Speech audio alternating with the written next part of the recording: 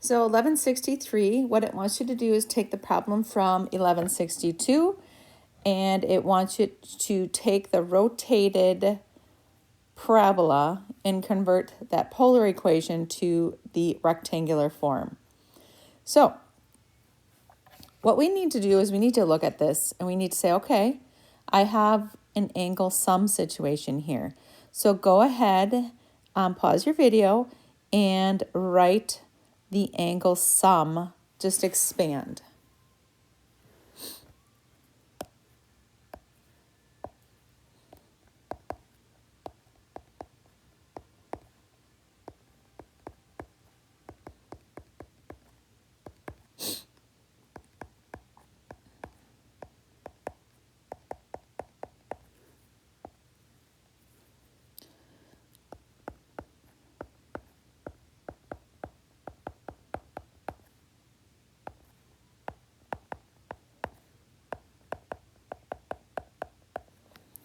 Okay, now we've rewritten that, except we got to have that square because that was cosine squared in the denominator.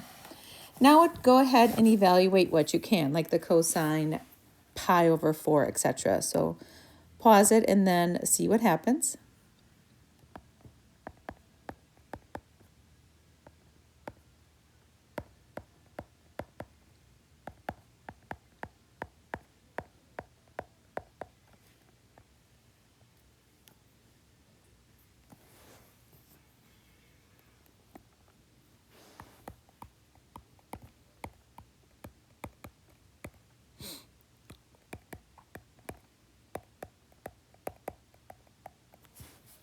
Okay, now I'm going to go ahead and just rewrite it. So it, instead of times, I'm just going to go ahead and rewrite it so that the square root of 2 over 2 is in the front of the sign.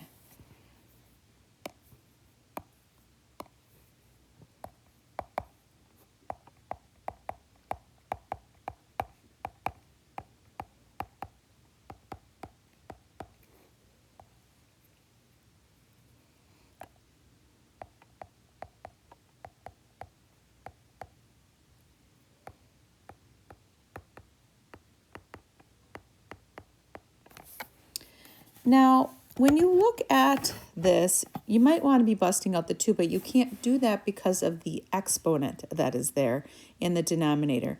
So what you need to do is you need to expand the denominator. Go ahead and do that. I'm actually going to use a generic rectangle and a diamond to do that because it gets very technical and I'd like to make sure that I'm doing it correctly. So square root of 2 over 2 cosine theta, and this is negative root 2 over 2 sine theta.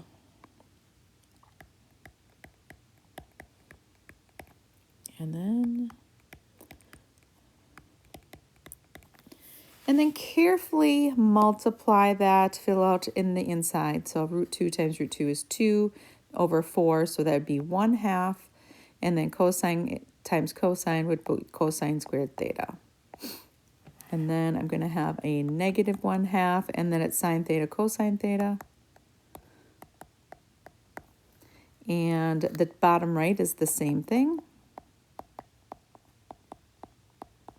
And then the top right will be a positive 1/2, and then sine squared theta.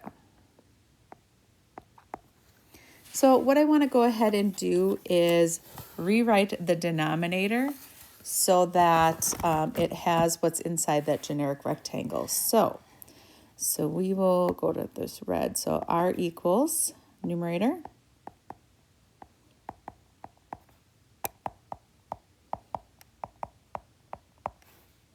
Divide that by now the inside. So I'm going to have 1/2 cosine squared theta, and then negative 1/2 and another negative half will be a minus sine theta cosine theta, and then I'm going to have a 1/2 sine squared theta.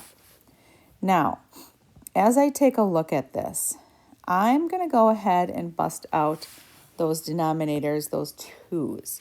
So in order to do that, I'd be multiplying by 2 over 1 divided by 2 over 1. Make sure it goes to every term.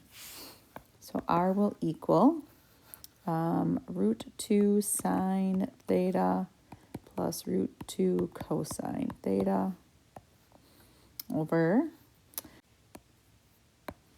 then 2 times that, I would get cosine squared theta minus 2 sine theta cosine theta, and then the 2's cancel, and then it would be, there should be a plus here, plus sine squared theta. All right, so taking a look at this, what do you notice? Well, this and this equals 1, so you can replace that with a 1. So I would write r equals root 2 sine theta plus root 2 cosine theta. Divide that by 1 minus 2 sine theta cosine theta. Now, in looking at this, I need to have some r's in here so I can replace that. And I don't just need r's in the denominator, I need them also in the numerator. And I'm looking at it cross multiply. I could get them in the denominator, but I also need them in the numerator. So I'm going to instead multiply by 1, r over r, because I'm noticing I need r's in both. So go ahead and distribute that into, again, both of the terms. So r will equal root 2r sine theta plus root 2r cosine theta. Divide that by r minus 2r sine theta cosine theta. And from here, I'm going to do the cross products that equal. So the cross, these products equals that product. So I would have, make sure you distribute the r in. So r times r is r squared. And then r times that negative 2r sine theta cosine theta would be minus 2r squared sine theta cosine theta. And that will equal what's in the numerator.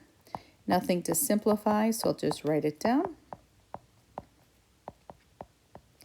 Okay, from here, I'm going to start replacing what I need to replace in order to change it over to rectangular form. So r squared is x squared plus y squared. Now, minus, I have the 2 here, but I'm going to take an r and put it in front of the sine, and an r that'll go in front of the cosine. It's all multiplication, I can do that. So r sine theta would be y, and r cosine theta would be x. So I'm going to write xy there. That's that replacement. And that will equal the square root of 2 r sine theta, that's a y, and then plus the square root of 2, and then r cosine theta is x. I'm going to bring it all to the one side, and I'm going to be done. So I'll go ahead and subtract root 2y, subtract root 2x. So minus root 2y minus root 2x. So my final equation for this, then you would be able to actually go ahead and enter it into Desmos to see if it actually is a rotated parabola. 45 degrees clockwise is what you're looking for.